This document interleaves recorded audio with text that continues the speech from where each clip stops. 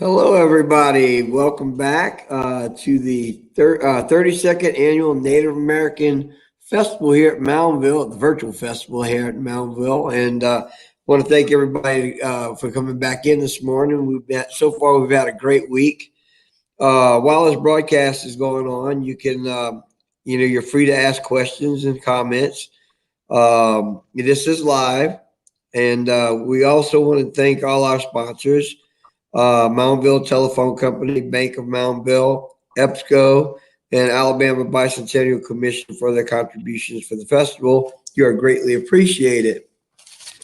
This week we've had a lot of great artists and musicians and storytellers here, and quite a few people that have been here for years. And this morning we're going to have this person. He's been coming here, God, as long as I have.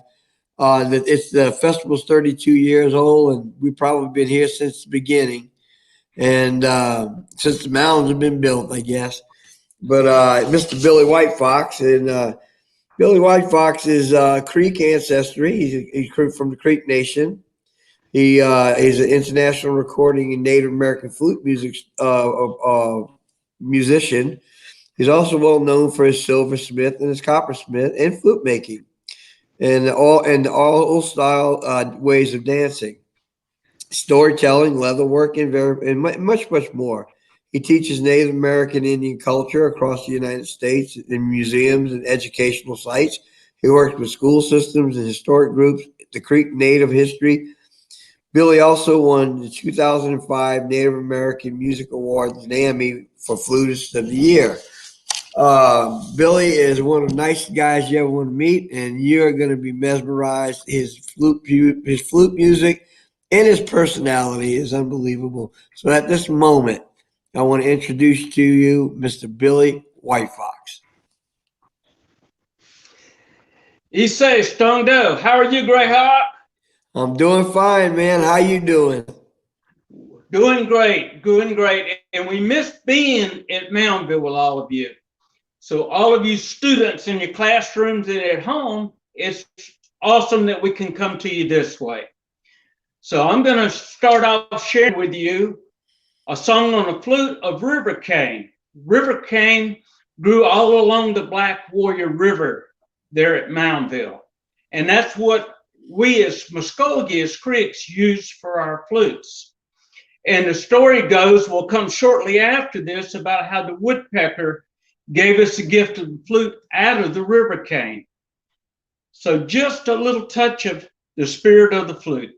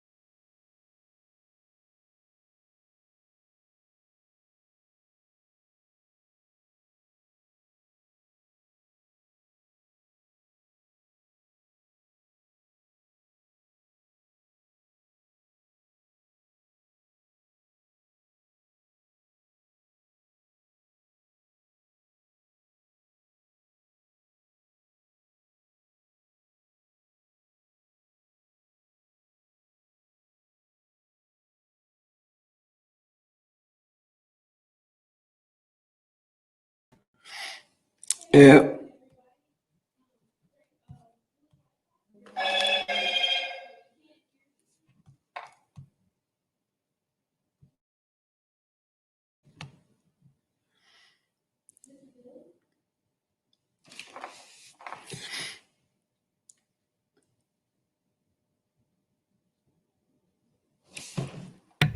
Mr. Billy? Oh, Good good. morning, everybody.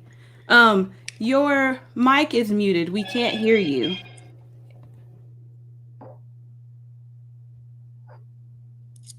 Billy, can you hear me?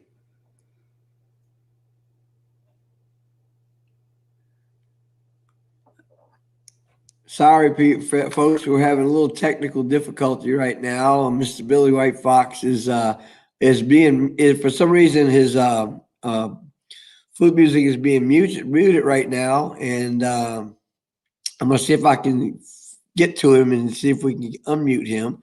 Billy, can you hear me?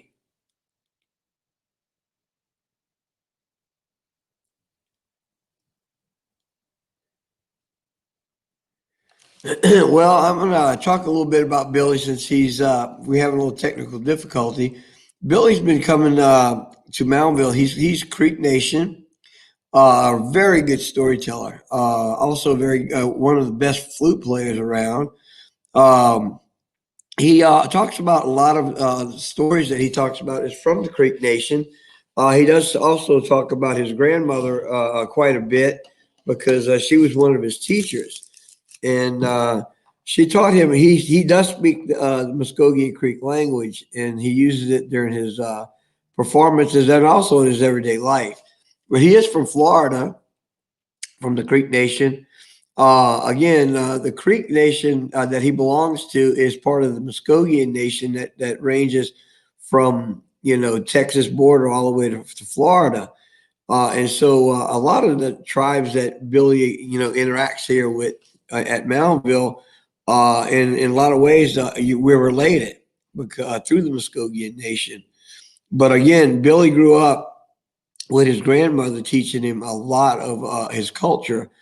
She taught him medicine. She taught him stories. She also taught, a lot of history that he knows as a Muskogean person.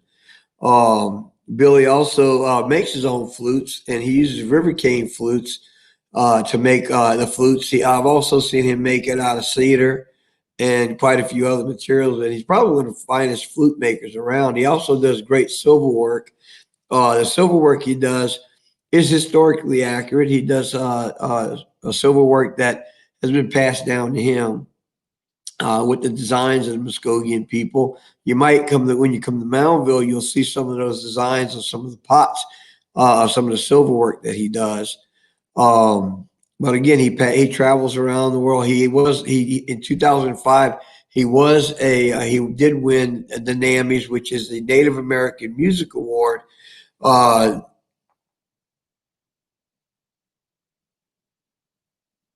Native American Music Awards, and where across the United States and Canada, you hear of this thing called the Grammys, where everybody gets awarded a Grammy for music.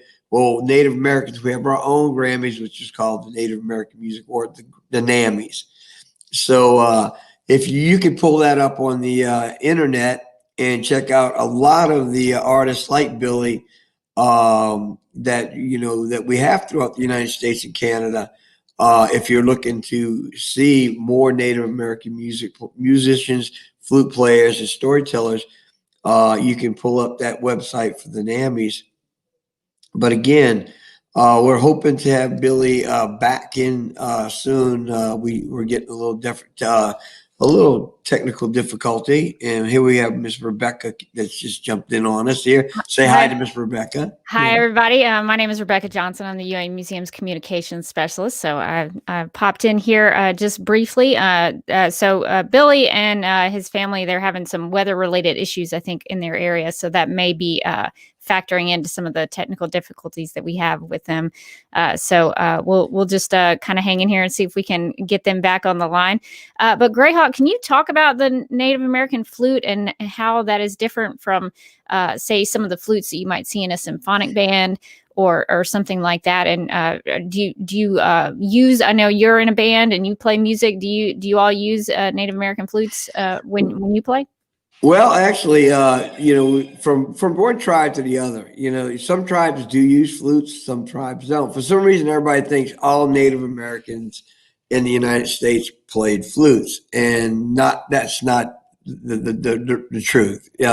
Some tribes do play flutes, some don't. As we were coming into the 20th century. where a lot of more tribes were starting to interact with each other. Some tribes that never played flutes before picked up the flute because they would see some of the other tribes playing those flutes. Again, Billy does the flutes that he uses. A lot of times, if you're looking at the flutes here in the Southeast, they were made out of river cane, out of cane here in that we have down here in the South. And like Billy was talking about, the old story about the woodpecker pecking out the holes in the wind blowing through those holes made this sound where the native people heard that and they said that would make a great instrument, and so they cut the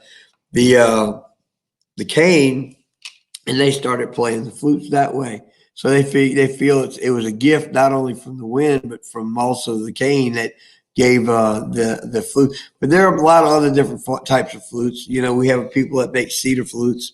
A friend of mine that's Tommy Wildcat, he has the same thing. He plays cedar flutes. He plays cane flutes. In my tribe, I'm Choctaw and Homa. We do have some flute players that have picked up the flute from some of the other tribes. So it's the same thing. A lot of people, you don't start off doing certain things, and then eventually, when you start mingling and mixing with other people, you start picking those things up, and before you know it, you're doing it too. There he is. Interrupt the weather.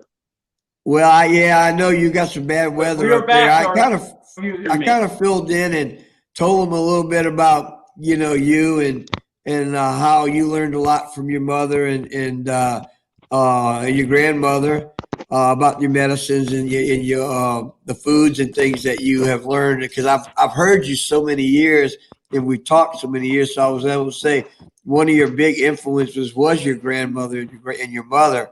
So at this point, I'm going to give it back to you. Okay, back to you. We had an interruption. Sorry about that weather going on out here. So hopefully you can hear me now. And I was doing the story about how the flute came to us from the woodpecker. And I got to where he pecked 2 holes looking for something to eat and found a bug. And the crow came along looking for a free handout, like he always does, and didn't want to have to do all the work.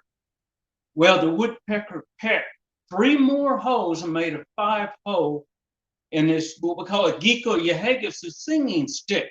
And as he did, the wind came through the end of the cane. And as the woodpecker would walk up and down the holes, you would hear something like this.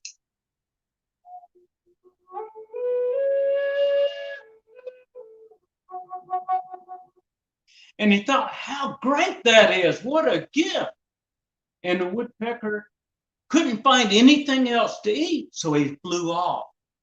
Now the crow flew down on that same piece of cane and started dancing up and down across the holes, looking in each hole to see if anything was left behind. And as he did, he walked a little fast. Then you heard this with the wind.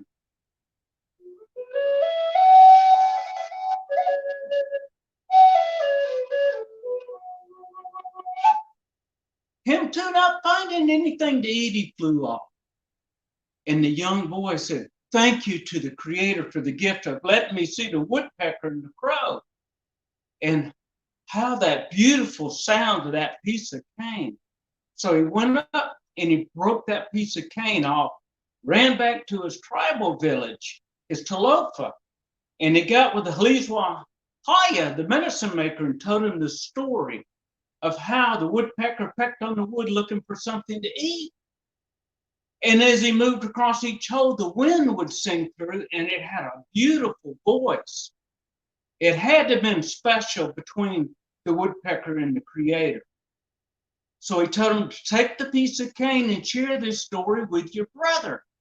It's got to be a positive prayer through that piece of cane. He went in and he shared it with his brother who was sick, and his brother sat up and started laughing about the idea of the woodpecker pecking on that cane and making it sing with the wind. And he says, make it sing for me. So his brother shook it around trying to get the wind to come through, and it wouldn't work. And his brother says, put your own wind in it. And he thought, maybe that'll work. Then he goes, ah, that works. And he made his fingers dance like the feet of the woodpecker and the crow. And he came up with,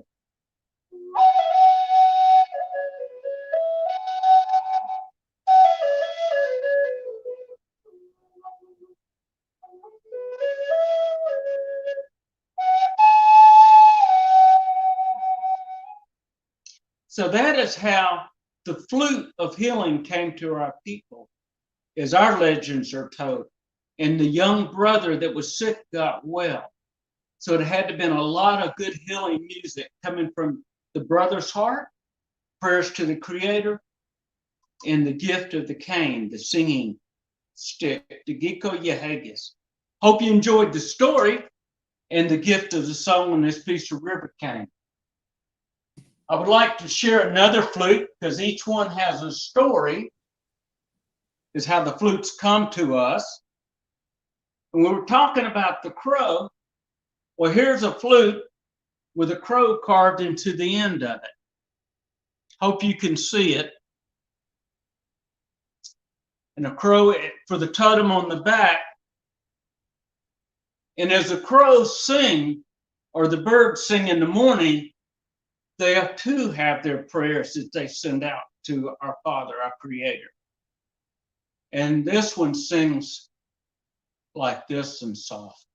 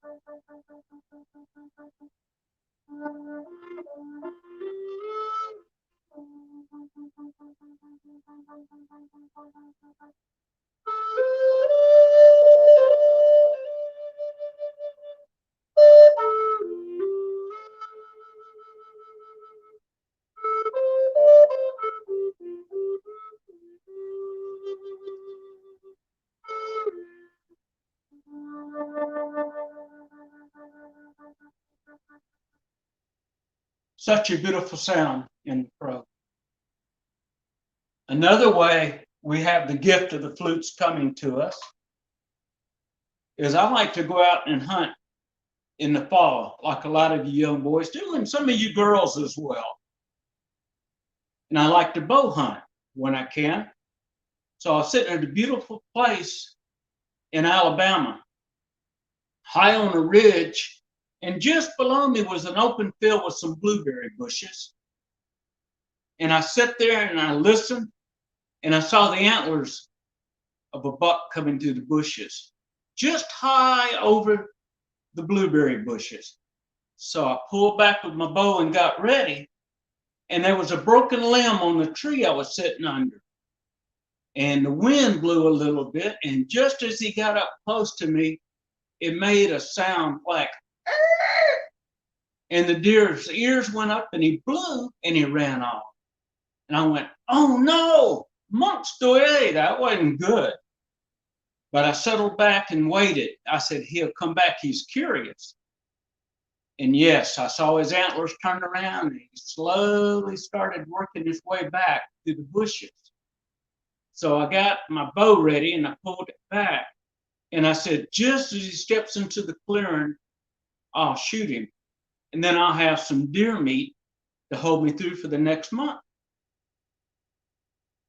He stepped out and got close and he pawed the ground.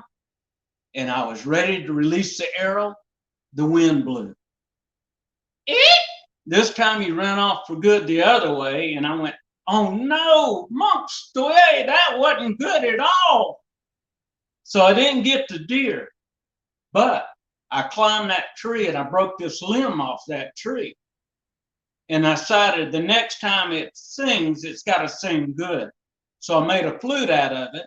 So didn't get a deer that year. That's okay. He'll be there when I come back. But I did get a beautiful flute. So let's hear how this tree limb sings.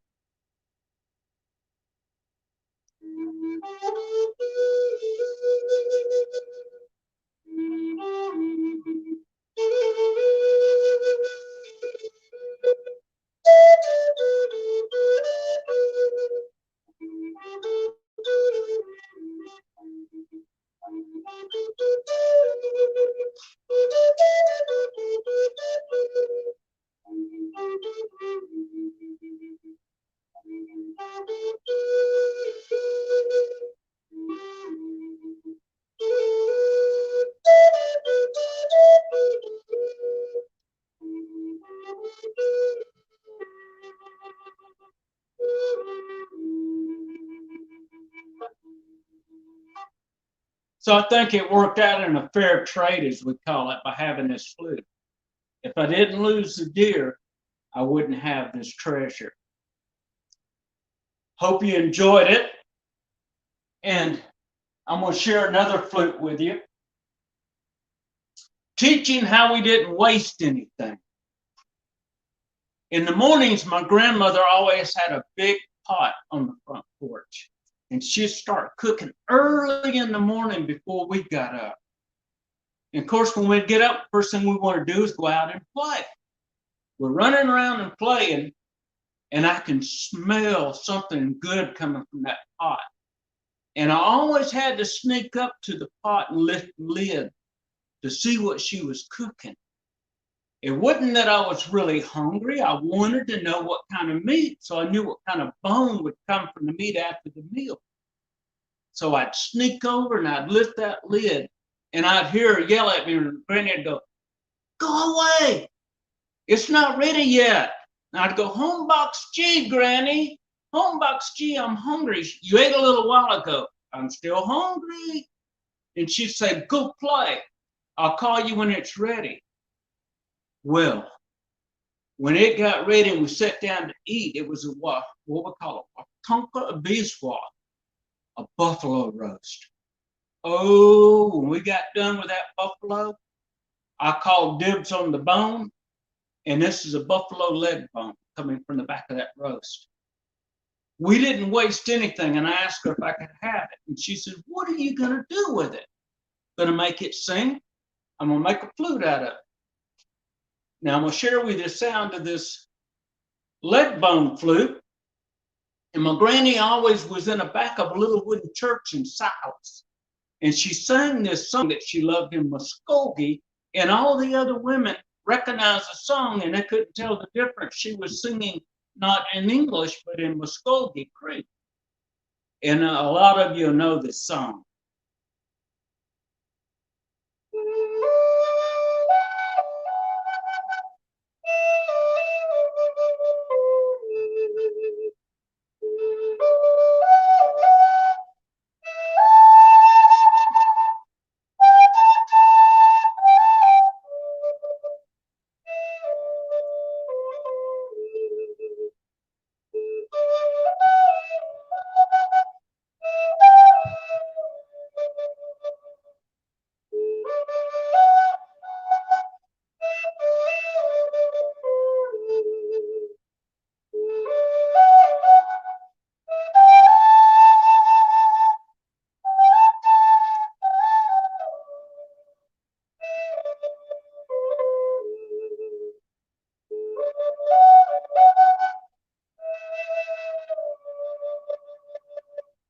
Now that wasn't too bad for buffalo leg bone, was it?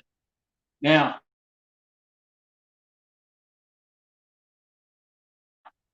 next year we'll all be able to get out to Boundville together. Now I have another little flute that came from a deer leg bone. Being small, it sings a little bit higher.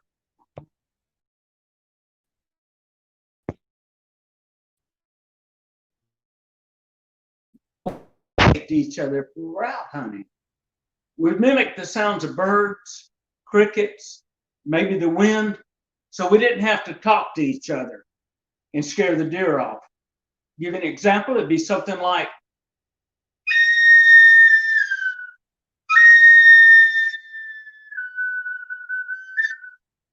and I'm talking to my cousin on the other ridge that I see a deer coming close.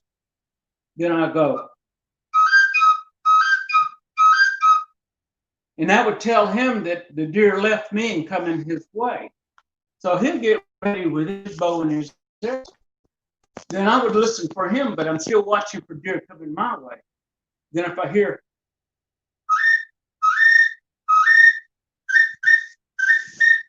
course, that's the sound of a cricket, I would know that he's got the deer coming his way. And I would sit still and wait till I heard.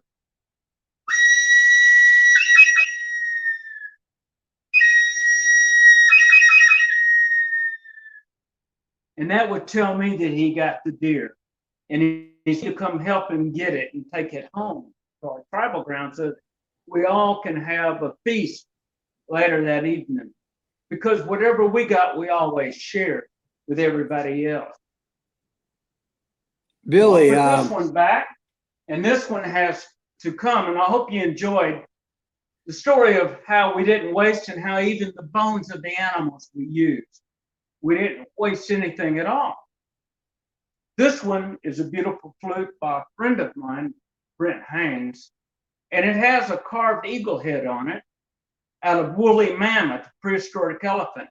I always want to honor our war veterans with this flute. And next month, we have Veterans Day coming up, and we always go to the busk in the fall. Greyhawk does as well with his people, and we dance around the fire and give thanks to our warriors for sacrificing themselves to keep us free and safe in this beautiful country of ours. And we always did prayer songs for those overseas serving, like that are over there now. One of our young boys was in Iraq, and he played this prayer song for us.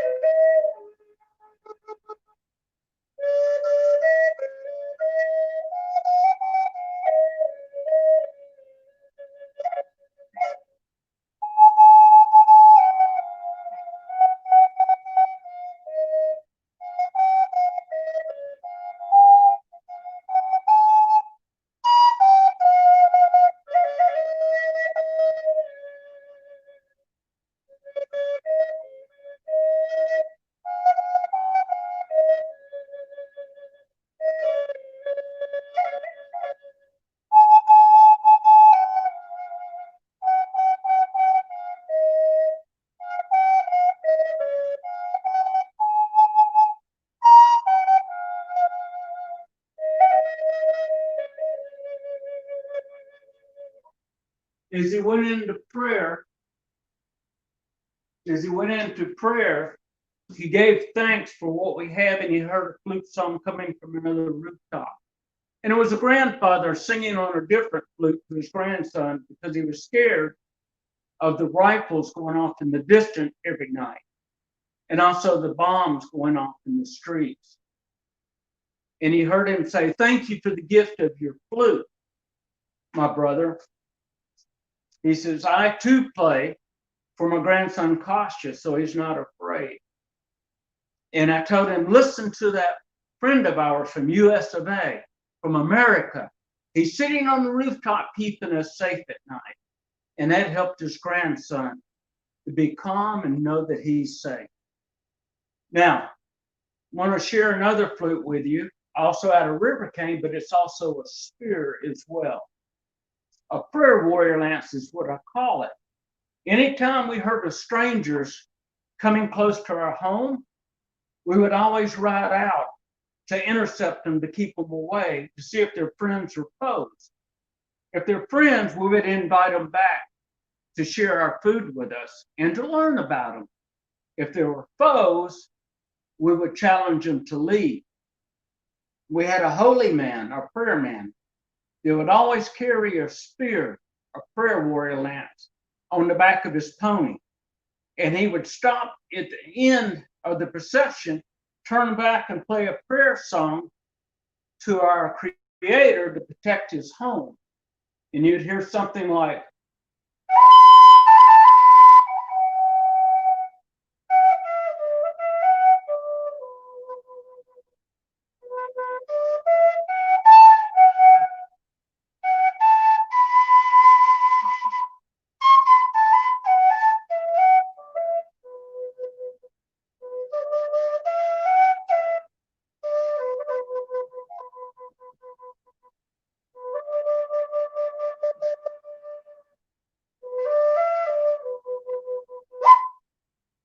but it had a beautiful voice, but he also played prayer songs for fallen brothers that we were bringing them home, whether it was Bird Clan or Deer Clan.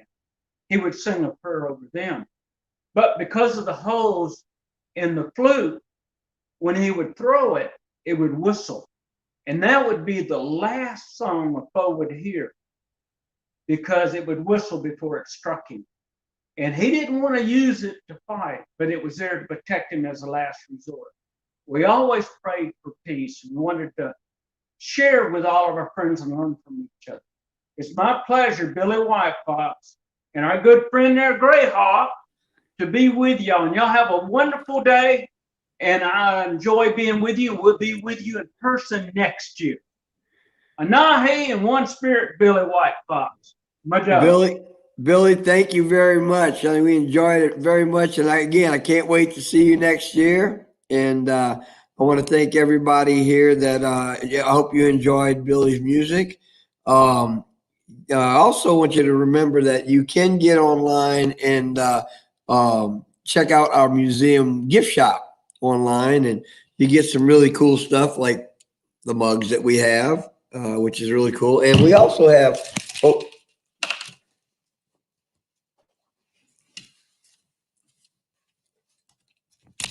back behind here, we have our t-shirts that you can get. And again, you can find that online here in Festival Museums UA Education Gift Shop. And from Greyhawk in Moundville, I want to thank you again for being with us. And we have a lot more going on here at Moundville at our virtual festival. And tune in throughout the rest of the week. And again, in our language, Yoko Ki means thank you, and you have a great day.